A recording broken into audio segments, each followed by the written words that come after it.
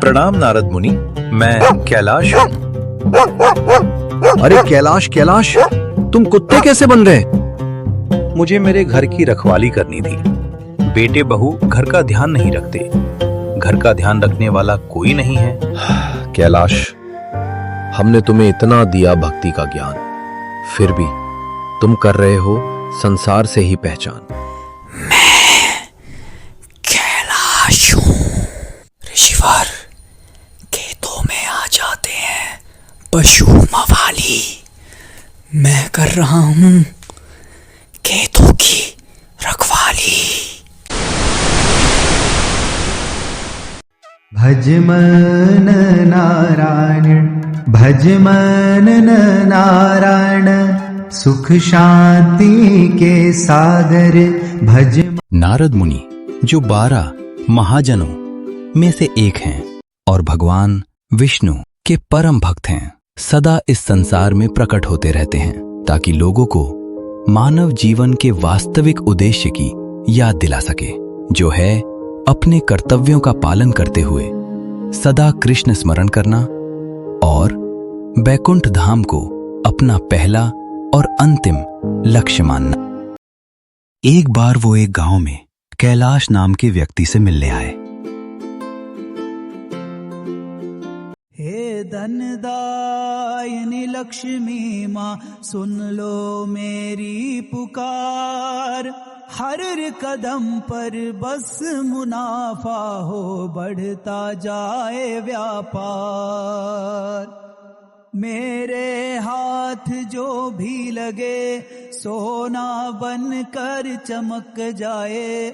किस्मत भी मेरी सेवा में हर पल झुक जाए। प्रणाम ऋषिवर, आइए प्रभु, आपका स्वागत है। कैलाश, तुम्हें याद है तुमने इस मनुष्य जन्म में अपने कर्तव्यों के साथ साथ कृष्ण भक्ति और कृष्ण चिंतन का प्रण लिया था? वो तो तुम भूल गए, परंतु कोई बात नहीं। भगवान विष्णु ने मुझे किसी को भी बैकुंठ ले जाने की अनुमति दी है। मैं अभी जा रहा हूँ, क्या तुम मेरे साथ चलोगे? हे मुनिवर, मेरे बच्चे अभी छोटे हैं, मुझे उनकी देखभाल करनी है। प्रभु जब वो खुद को संभालने के लायक हो जाएंगे, शायद तब मैं आपके साथ चलूं। कैलाश, जीवन छोटा है, अवसर बार बार नहीं मिलते। बैकुंठ भगवान विष्णु का परम धाम है, जहां भक्त अमर आनंदमय जीवन प्राप्त करते हैं, जहां दुख, भूख, प्यास, ईर्ष्या, लोभ नहीं होता, जहां जरा मृत्यु व्याधि का कोई अस्तित्व नहीं है। कैलाश, यहाँ वो भक्त जाते हैं जिन्हें भगवान विष्णु मोक्ष देते हैं। वे कभी बूढ़े नहीं होते और भगवान के समान रूप या ऐश्वर्य प्राप्त करते हैं। मुनिवर, आपकी बातों से एक अद्भुत शांति मिली। समय आने पर मैं अवश्य आपके साथ चलूंगा। ठीक है कैलाश, जैसी तुम्हारी इच्छा। समय के साथ कैलाश बूढ़ा हो गया। उसका जमीन जायदाद और अपने पुत्रों के प्रति मोह बढ़ता गया। वो सबको नियंत्रण में रखना चाहता था और उसने आध्यात्मिक ज्ञान की तरफ कोई ध्यान नहीं दिया। जल्दी जल्दी हाथ चलाओ। अगर फसल अच्छी नहीं हुई और नुकसान हुआ तो तुम लोगों को पाई पाई के लिए तरसाऊंगा। फिर मेरे आगे हाथ मत फैलाना। कुछ समय के बाद नारद मुनि कैलाश के पास फिर से आए।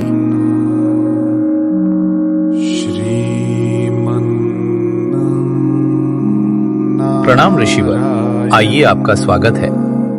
कैलाश, क्या अब तुम मेरे साथ बैकुंठ चलोगे? अब तो तुम्हारे बच्चे जवान हो गए हैं, अब तो तुम मेरे साथ चल सकते हो। ऋषिवर, अभी मेरा धंधा है मंदा और बेटे बहू का व्यवहार भी है गंदा। इन सबको थोड़ा व्यापार सिखाने के बाद मैं वचन देता हूँ, मैं आपके साथ चलूंगा। कैलाश, तुम बेटे बहुओं की चिंता छोड़ो, भगवान विष्णु का ध्यान करके मेरे साथ चलो। ऋषिवर, आप कृपया थोड़े समय के बाद आइए, मैं पक्का आपके साथ चलूंगा। कुछ समय बाद नारद मुनि कैलाश के घर फिर से जाते हैं। कैलाश, कैलाश पुत्र, तुमने कैलाश को देखा है कहीं? वो यहीं रहते हैं ना? आप दादाजी के फ्रेंड हो? दादाजी तो निकल लिए। निकल लिए, इसका क्या मतलब है? ये कौन सी भाषा है? नारायण नारायण। मतलब दादाजी 1 साल पहले मर गए और पापा कह रहे थे हम पर 10 लाख का कर्जा भी छोड़ गए। ये जीव को कितना फंसा रही है मोह माया, लेकिन ये मूर्ख अभी तक समझ नहीं पाया।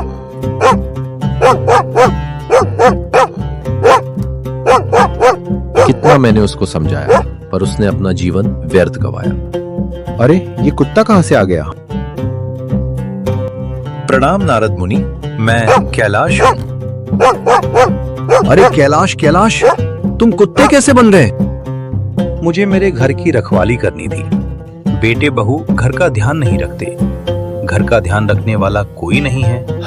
कैलाश, हमने तुम्हें इतना दिया भक्ति का ज्ञान, फिर भी तुम कर रहे हो संसार से ही पहचान। अब तुम बैकुंठ लोक चलो। कुत्ते के शरीर में तुम दुख भोग रहे हो। चलो। नहीं, इसी जगत में रहूंगा मैं किसी लोक में नहीं जाऊंगा।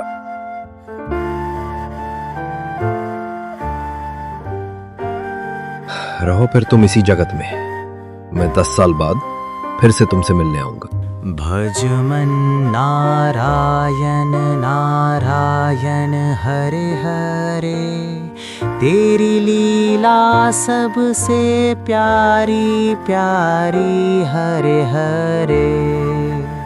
10 वर्ष के बाद नारद मुनि फिर से कैलाश से मिलने आए। कुत्ता था, दिखाई नहीं दे रहा।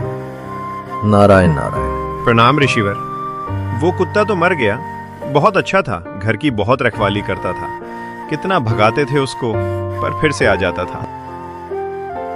नारायण नारायण, मुझे खेद है वो कुत्ता मर गया। कैलाश अब किस योनि में गया होगा?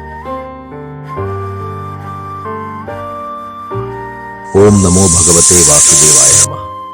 ओम नमो भगवते वासुदेवाय नमः। नारद मुनि, मैं कैलाश हूं। सांप के शरीर में तुम क्या कर रहे हो कैलाश? ऋषिवर, खेतों में आ जाते हैं पशु मवाली। मैं कर रहा हूं खेतों की रखवाली।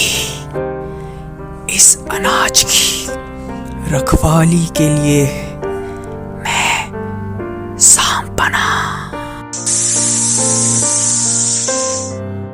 कैलाश, अभी भी देर नहीं हुई है। तुम मेरे साथ बैकुंठ चल सकते हो। श्री नारायण के सिवाय मृत्यु लोक में कोई भी अपना नहीं है। तुम व्यर्थ की चिंता और मोह मत कर।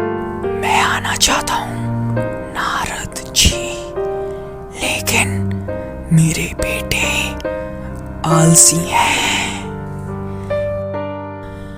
आपकी हर बात सही है, लेकिन पहले मुझे खेतों की रक्षा करनी होगी।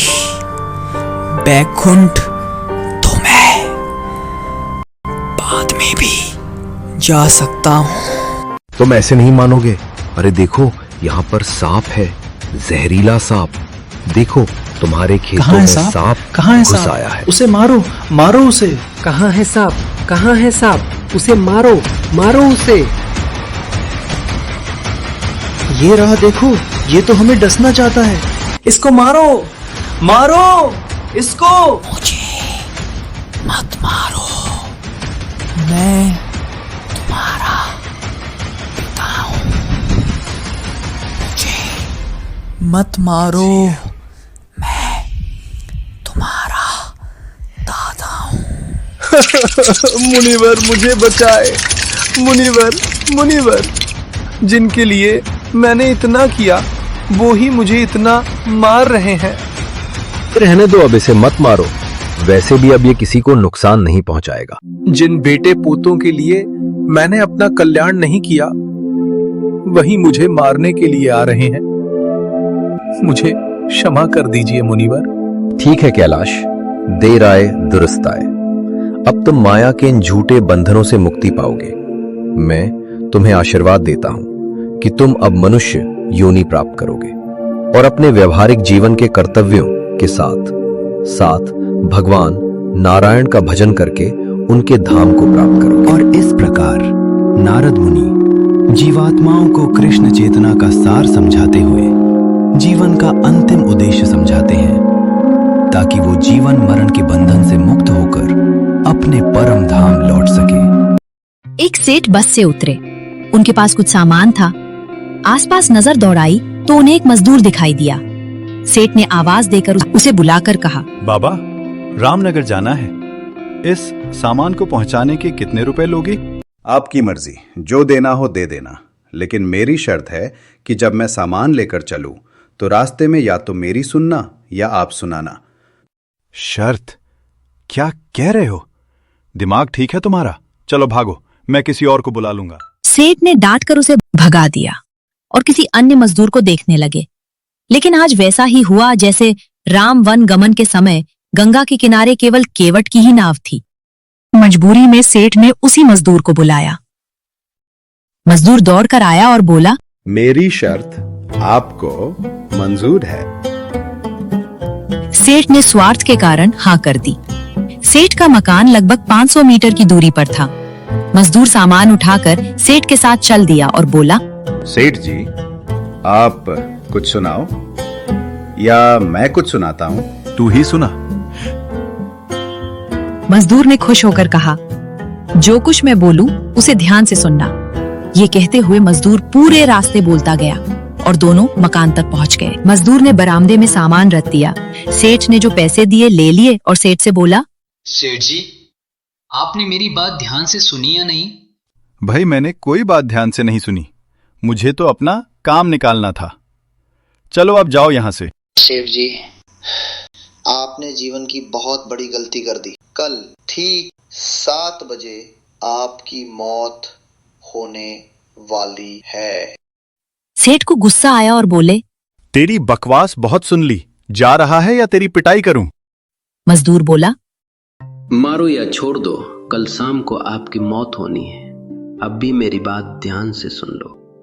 अब सेठ थोड़ा गंभीर हुआ और बोला, सभी को मरना है।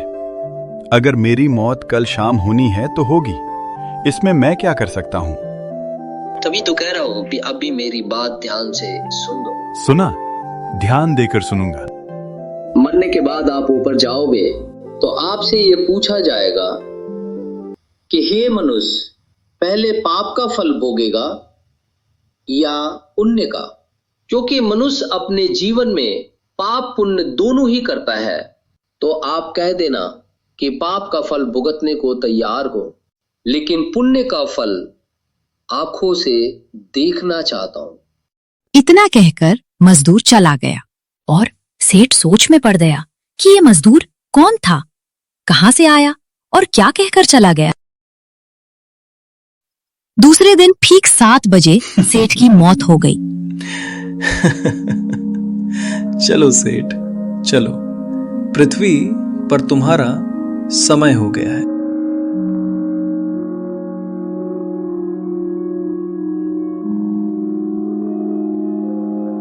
सेठ ऊपर पहुंचा तो यमराज ने मजदूर द्वारा बताया गया प्रश्न कर दिया। बता मानव, पहले पाप का फल भोगना चाहता है कि पुण्य का? सेठ को मजदूर की बात याद आई और उसने वही बात बोली जो उसे मजदूर ने बोलने को कहा था। प्रभु, पाप का फल भुगतने को तैयार हूं, लेकिन जो भी जीवन में मैंने पुण्य किया हो उसका फल आंखों से देखना चाहता हूं। यमराज बोले, हमारे यहाँ ऐसी कोई व्यवस्था नहीं है। यहाँ तो दोनों के फल भुगतवाए जाते हैं। फिर मुझसे पूछा क्यों, और पूछा है तो उसे पूरा करो। धरती पर तो अन्याय होते देखा है, पर यहां पर भी अन्याय है। यमराज ने सोचा, बात तो ये सही कह रहा है, इससे पूछकर बड़े बुरे फंसे। मेरे पास कोई ऐसी पावर ही नहीं है जिससे इस जीव की इच्छा पूरी हो जाए। विवश होकर यमराज उस सेठ को ब्रह्मा जी के पास ले गए और पूरी बात बता दी। ब्रह्मा जी ने अपनी पोथी निकालकर सारे पन्ने पलट डाले, लेकिन उनको कानून की कोई ऐसी धारा या उपधारा नहीं मिली जिससे जीव की इच्छा पूरी हो सके। ब्रह्मा भी विवश होकर यमराज और सेठ को साथ लेकर भगवान के पास पहुंचे और समस्या बताई। भगवान ने यमराज और ब्रह्मा से कहा, आप लोग जाइए और अपना अपना काम देखिए। भगवान ने सेठ से कहा। अब बोलो, तुम क्या कहना चाहते हो? सेठ बोला, प्रभु, मैं तो शुरू से एक ही बात कह रहा हूँ कि पाप का फल भुगतने को तैयार हूँ, लेकिन पुण्य का फल आंखों से देखना चाहता हूँ। भगवान बोले, धन्य है वो सद्गुरु जो मजदूर के रूप में आकर तेरे अंतिम समय में भी तेरा कल्याण कर गया। अरे मूर्ख, उसके बताए उपाय के कारण तू मेरे सामने खड़ा है। अपनी आंखों से इससे और बड़ा पुण्य का फल क्या देखना चाहता है? मेरे दर्शन से तेरे सभी पाप भस्मीभूत हो गए। इसीलिए बचपन से हमको सिखाया जाता है कि गुरुजनों की बात ध्यान से सुननी चाहिए। पता नहीं कौन सी बात जीवन में कब काम आ जाए। सदैव प्रसन्न रहिए, जो प्राप्त है वो पर्याप्त है।